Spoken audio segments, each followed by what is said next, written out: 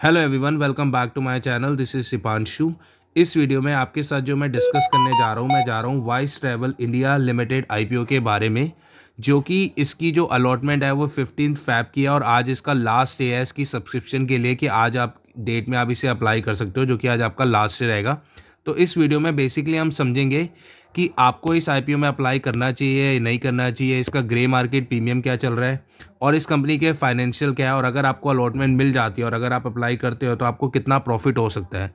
तो इस वीडियो में हम पूरा डिटेल में समझेंगे। तो बट मेक श्योर, अगर अभी तक आपने इस वीडियो को लाइक नहीं करा तो इस वीडियो को लाइक कर लेना, और अगर आप इस चैनल में फर्स्ट टाइम हो और अगर अभी तक आपने इस चैनल को सब्सक्राइब नहीं करा तो make sure do subscribe this channel to get more info about share market. सबसे पहले समझते हैं कि ये जो कंपनी है इसका जो बेसिकली आस्क है वो है 94 करोड़ की इसकी आस्क है, और जो कि एंटायरली फ्रेश इशू है इस कंपनी का, जो कि 64.41 लाख शेयर्स ये कंपनी डिस्ट्रीब्यूट करने जा रही है। तो इसका एंटायरली ये पूरा रहेगा। और साथ ही साथ अगर हम बात करें इसकी जो आईपीओ है, जो इसकी ओपन डेट है वो है आपकी इसकी 12 फरवरी को ये स्टार्ट हुआ था, और जो इसकी क्लोज है ये 14 फैब को है, और ये इसकी जो अलॉटमेंट जो फाइनलाइज होगी ये 15 फैब 2024 तक इसकी फाइनलाइज हो जाएगी। और ये जो लिस्ट होगा ये एनएससी पे लिस्ट होगा, और जो प्राइस बैंड कंपनी ने रखा गया है वो रखा गया है 140 टू 147 शेयर, जो कि आप मिनिमम आपको एक लॉट के लिए अप्लाई करना पड़ेगा, जो कि मिनिमम आपके 1000 शेयर होंगे। अगर आप एचएनआई की कैटेगरी में हैं तो आपको मिनिमम 2000 शेयर्स के लिए आपको अप्लाई करना पड़ेगा, जिसके लिए आपको 2,94,000 का कैपिटल की रिक्वायरमेंट होगी। बट अगर आप एक नॉर्मल कैटेगरी से अप्लाई करते हैं तो आप एक लॉट से भी अप्लाई कर सकते हैं, जिसके लिए आपको 1,47,000 की आपको रिक्वायरमेंट रहेगी। और साथ ही साथ अगर मैं इस आईपीओ की सबसे पहले मैं बात कर लेता हूँ सबसे पहले कि इस कंपनी का जो अलॉटमेंट की जो डेट है, जैसे कि मैंने आपको बताया ये आईपीओ 12 फैब को ओपन हुआ है, क्लोज ये 14 फैब को होगा, अलॉटमेंट इसकी 15 फैब को है। आपका जो अगर आपको अलॉटमेंट नहीं मिलती तो 16 फैब को ही आपको रिफंड हो जाएगा। और जो इसकी बेसिकली आपकी जो लिस्टिंग रहेगी वो आपकी रहेगी 19 फैब 2024 की, और आपको जो मैंडेट करना होगा वो 5 PM में ही आपको पहले 5 बजे से पहले पहले अगर आप अभी से अप्लाई करते हो तो आपको इसको मैंडेट करना पड़ेगा, और इसकी एनएससी में आपकी इसकी लिस्टिंग होगी। तो सबसे पहले अगर हम इसकी बात करें, जो ये कंपनी है बेसिकली इसके जो प्रमोटर्स हैं, इसके प्रमोटर्स क्या हैं, जो प्रमोटर हैं इसके मिस्टर अशोक वशिष्ठ और मिसेस हेमा वशिष्ठ और मिस्टर विवेक लौरिया है। और एज ऑफ नाउ इनकी जो होल्डिंग है वो 95% की इनकी होल्डिंग है। और आफ्टर जब ये आईपीओ अलॉटमेंट जब ये फाइनलाइज हो जाएगी तो इनकी जो पोस्ट आईपीओ जो इनकी शेयर होल्डिंग रहेगी वो 69.76% रहेगी। और इन्होंने बेसिकली एंकर इन्वेस्टर से ऑलरेडी इन्होंने 26 करोड़ ऑलरेडी इन्होंने रेस कर लिया है, जो कि सक्सेसफुली रेस हो चुका है। और साथ ही साथ अगर इस कंपनी के बिजनेस मॉडल की बात करें तो ये 2009 में इसका बिजनेस इन्होंने इनकॉर्पोरेट करा था। और बेसिकली ये ट्रांसपोर्ट कंपनी है जो कि कार रेंटल्स ट्रांसपोर्ट सर्विसेज ये कंपनी को प्रोवाइड करती है, और इनका 130 सिटीज़ में इनका प्रेजेंस है, जो कि बहुत बड़ा बिग नंबर है। अगर मैं इनकी बात करूं ये किस टाइप की सर्विसेज प्रोवाइड करती हैं, तो ये कार रेंटल सर्विसेज प्रोवाइड करती हैं, employ transportation end to end employ transport solution ये प्रोवाइड करती है, एयरपोर्ट काउंटर्स में fleet management, mobile services, cutting edge mobility, technical services. तो ये सारी डिटेल ये प्रोवाइड करती हैं। और ये जो इंक्लूड है इनके पास एग्जीक्यूटिव कार्स भी है, लग्जरी कार्स भी है, कोचेस भी हैं, एसयूवी है, सिडैन भी है। तो इनका जो प्रेजेंस है वो बहुत बड़ा है और ये काफ़ी वेराइटीज़ में डील करती है।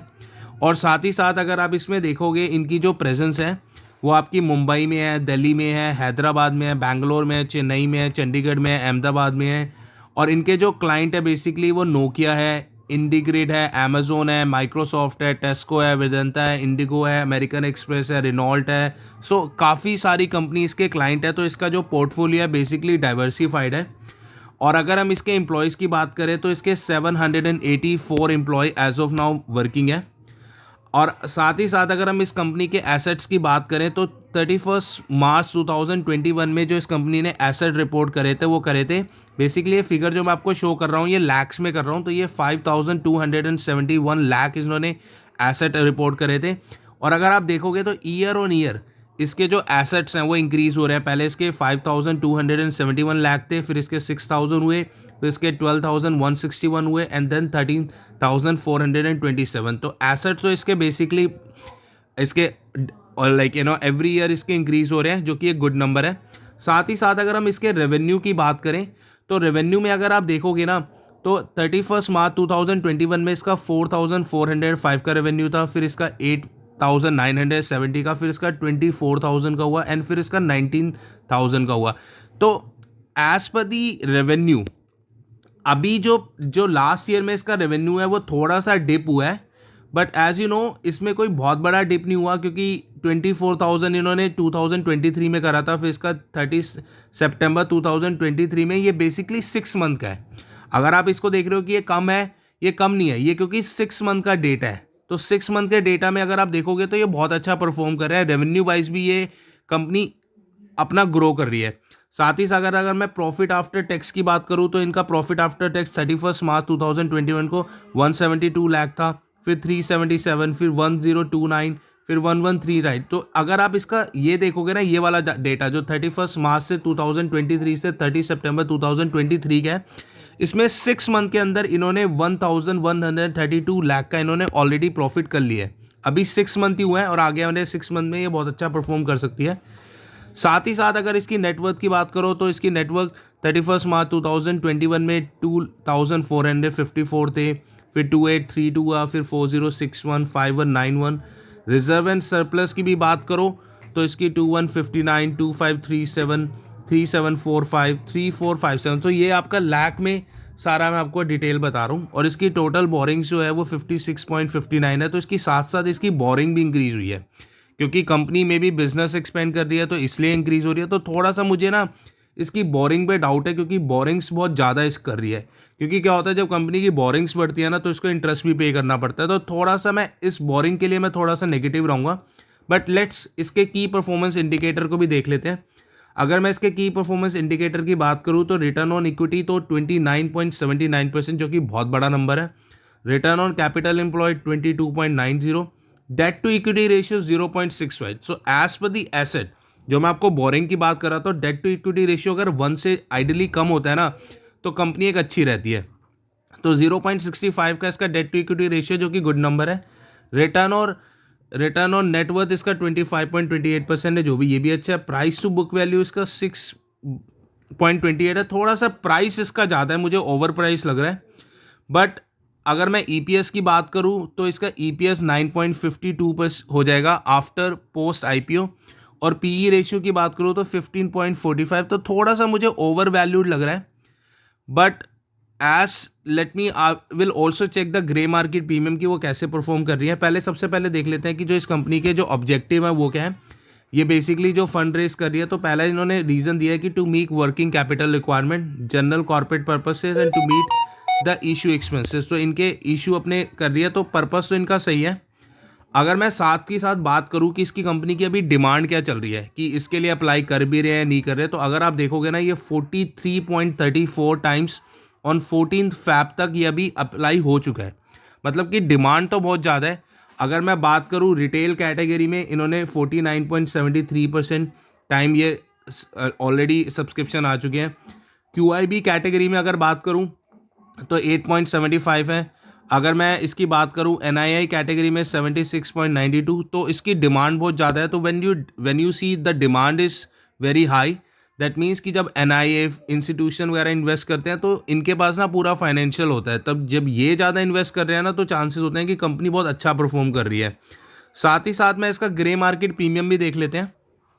अच्छा, अगर हम इसके ग्रे मार्केट प्रीमियम की बात करूं तो ग्रे मार्केट प्रीमियम में अगर आप देखोगे ना, थोड़ा सा मुझे इसमें डाउट हो रहा है। क्योंकि अगर ग्रे मार्केट प्रीमियम देखोगे तो पहले ये 8 फैब को 135 दिखा रहा था, फिर 11 फैब को ये 135। इसका जो ग्रे मार्केट प्रीमियम है ना ये थोड़ा डिक्रीज होते जा रहा है, जो कि which is a substantial decrease.